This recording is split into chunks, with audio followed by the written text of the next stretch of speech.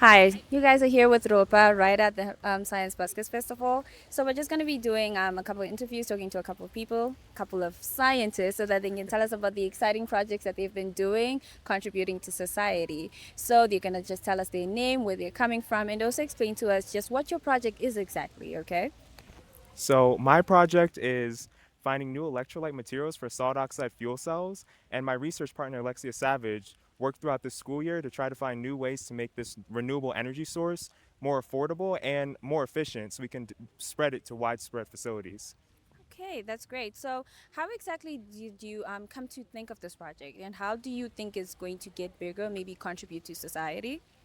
Well, I first thought about it when we were looking into renewable energy resources like solar and wind, but this one caught my eye because one, it did chemistry and I loved chemistry, Okay. and then two, it produced a lot of energy really quickly. So I thought, okay, if we can make a lot of energy quickly, it's more abundant and therefore more people can use it. And what was the second question? I'm sorry. How do you think it's going to make our lives better? Because we are the people that you're making your project Oh, for. yes, of So I'm course. speaking on behalf of the locals on how you think this project is going to make life better for us. How is it going to contribute to society positively?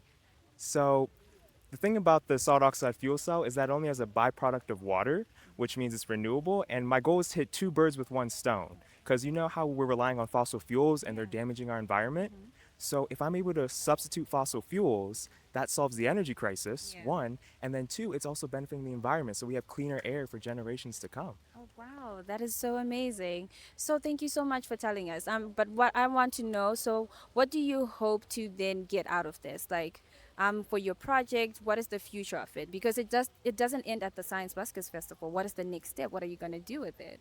So it's not perfect. Nothing's really perfect. But my goal is to work with more materials to find the best solid oxide fuel cell.